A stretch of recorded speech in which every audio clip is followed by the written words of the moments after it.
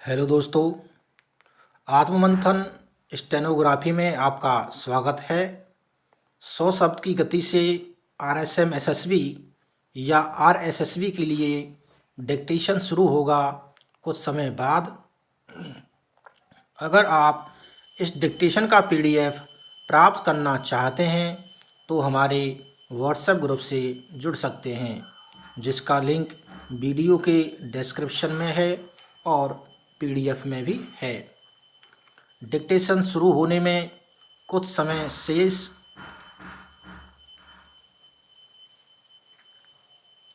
Start.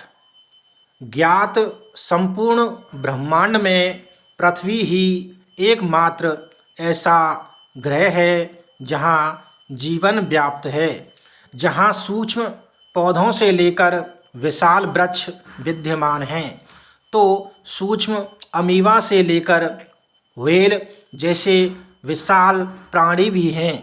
पृथ्वी पर लगभग 10 लाख जीवधारी रहते हैं। इन जीवधारियों में मनुष्य का स्थान सर्व प्रमुख है। जीवन का समग्र रूप पृथ्वी की सतह पर एक पतली परत में ही सीमित है, जिसे जीवमंडल कहते हैं। प्रकृति जीवन के विविध रूपों का एक उलझा जाल है। पर्यावरण के निर्जीव किंतु अभिन्न अंगों यथा मिट्टी, जल, वायु, ताप आदि एक दूसरे को सतत प्रभावित करते रहते हैं। प्रकृति ने धरातल, समुद्रों, नदियों, झीलों आदि में विभिन्न प्रकार की वनस्पतियों और उभयचर, जलचर तथा थलचर जीवों का सृजन किया है।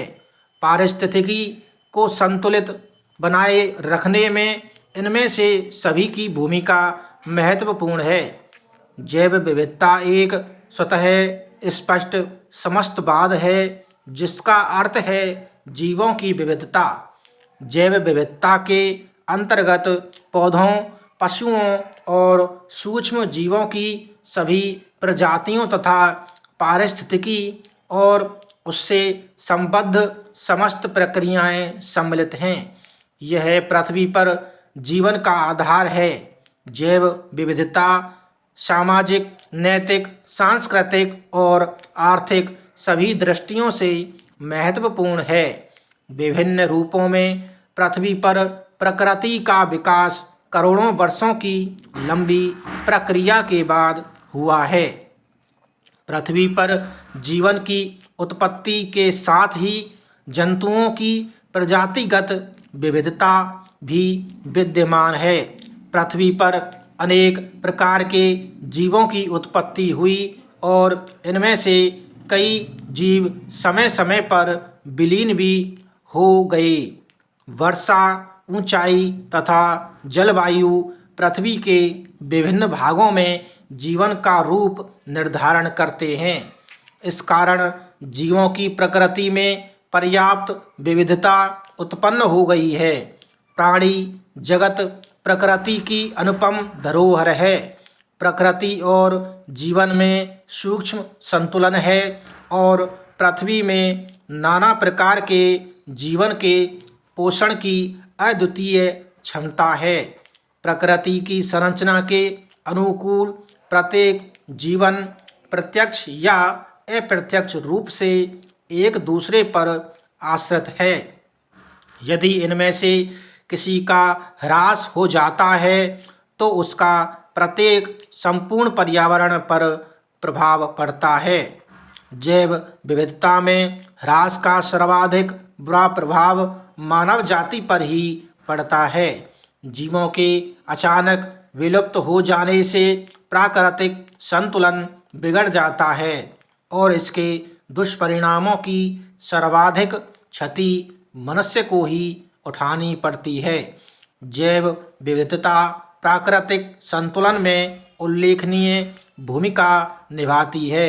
यह वैज्ञानिकों के लिए ऐसे महत्वपूर्ण स्रोत उपलब्ध कराती है जिसके आधार पर जीवन की उत्पत्ति और विकास का सम्यक अध्ययन कर वनस्पतियों तथा वन्य जीवों की रक्षा के साथ साथ नए नए प्रकार के जीवों की उत्पत्ति संभव हो सकी है।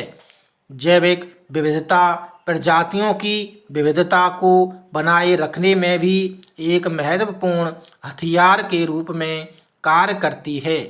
निवास स्थान की सुरक्षा और उसके आवास के वातावरण के अनुकूलन के लिए जैव विविधता की अधिकता अत्यधिक उपयोगी है। पारिस्थितिकी में भी जैव विविधता महत्वपूर्ण भूमिका निभाती है। भूमि की उर्वरता बनाए रखना, जल की आपूर्ति को संतुलित रखना, जलवायु चक्र को नियमित बनाए रखना, आर्द्रता को कायम रखना, कचरों को नियंत्रित करना आदि जैव विविधता से ही संभव है। पारिस्थितिकी विविधता को जैव विविधता नियंत्रित करती है। यह विभिन्न जीवों की एक दूसरे की आवश्यकता की पूर्ति में सहायक होती है। पारिस्थितिकी विविधता का सबसे अच्छा स्वरूप मानव समाज में देखने को मिलता है।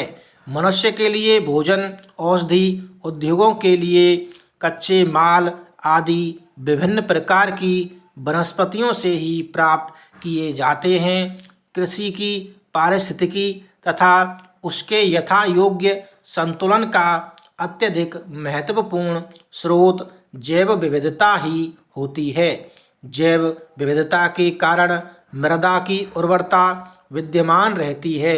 सह फसली पद्धति के अंतर्गत अनेक फसलों को एक साथ उत्पादित करने से भूमि के पोषक तत्वों निरंतरता बनी रहती है।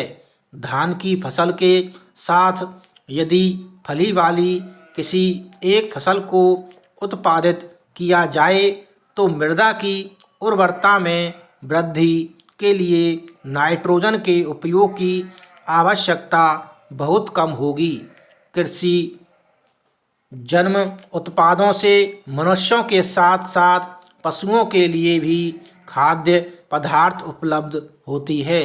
मवेशियों द्वारा मृदा के लिए जैविक खाद उपलब्ध होते हैं। वस्तुतः जैव विविधता कीटों तथा रोगों से बचाव के लिए भी अत्यावश्यक है। यदि पौधों की विविधता को बनाए रखा जाए तो अनेक प्रकार के निरापद क्षेत्रों का विकास होता है। जैव विविधता से एक और जहां पौधों में लगने वाले कीड़ों के प्राकृतिक शत्रु उत्पन्न होते हैं और दूसरी ओर नीम जैसे वृक्ष अपनी रक्षा करते हुए दूसरे पौधों तथा मनुष्यों की रक्षा में भी सहायक होते हैं। इसके साथ ही जैव विविधता से पौधों और प्राणियों में एकीकरण भी हो जाता है। पारिस्थितिकी संतुलन और संपूर्ण जीवमंडल के लिए प्रजातियों की विविधता अनिवार्य है। वन्य प्रजातियों से आनुवांशिक सामग्री उपलब्ध होती है। कृषि सुधार, नवीन औषधियाँ एवं उद्योग के लिए कच्चा माल उपलब्ध कराने में वनस्पतियों का उल्लेखनीय योगदान है। इन जीवित प्राकृतिक संसाधनों का महत्व न केवल विकास के लिए अपितु हमारे अस्तित्व के लिए भी है। पृथ्वी पर प्राचीन काल से आज तक जितनी प्रजातियां अस्तित्व में आईं, आज उनकी कुल संख्या का 1% से कम ही पाई जाती है। प्रजातियों के विनष्टीकरण का मुख्य कारण है प्रजातियों की संख्या का कभी स्थिर नहीं रहना। जिस प्रकार भूमि का समय समय पर क्षरण बढ़ता जा रहा है, ठीक उसी प्रकार विभिन्न प्रकार की प्रजातियां भी विनाश के मुंह में समाती जा रही हैं। इस कारण से पर्यावरण में परिवर्तन हो रहा है और जीव जंतुओं की कई प्रजातियां पृथ्वी से सदा के लिए विलुप्त होती जा रही है। कभी कभी तो प्राकृतिक आपदा के कारण पर्यावरण असंतुलित हो जाता है, किंतु पर्यावरण का प्रदूषित कर अनुकूलन बनाने वाला सबसे बड़ा अभियुक्त मनुष्य ही है।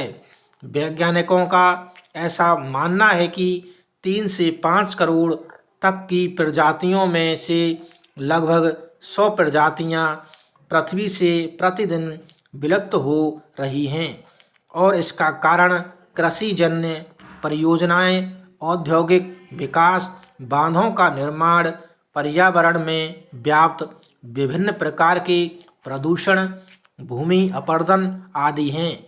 आनुवांशिक या जैव विविधता पर ही हमारी दुनिया टिकी रह सकती है।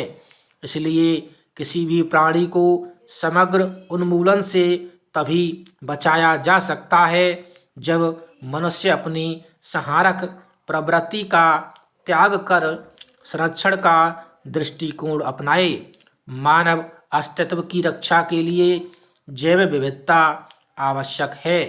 इस सत्य को प्रत्येक मानव को समझना होगा।